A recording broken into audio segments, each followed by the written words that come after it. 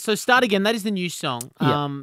When was this written? Was this like a song you wrote in the last couple of weeks and rushed it out, or has this always been in the pipeline? You've had this song for, a year, 2 years, something like that? Yeah, no, this song is like the first song I wrote, really, when I went to LA. Wow. That kind of just like pretty much made me want to go and make a record sounding, Cool. very piano driven and stuff like that. So I wrote it and it sat around LA. Like all the A&Rs in LA started to hear that song, and that was like what people associated me with. And then, yeah, and so I always knew it was a special one, but just needed a way of getting it out to people. And then that sort of made me go and write a record.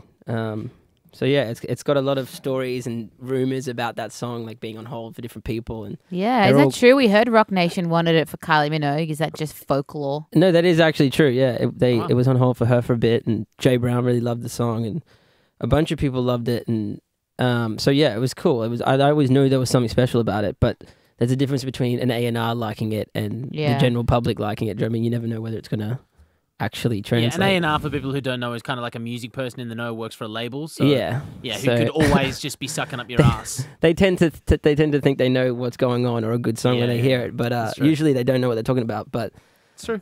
Maybe Jay Brown does know what he's talking about because it seems to be doing well. Yeah. What's the story behind the song as far as where were you at when you wrote it? Yeah. I'm not going to mention any names, but me and my boy Maddie, who you'll see in a lot of video clips with me playing guitar, we pretty much both broke up with our girlfriends who were best friends.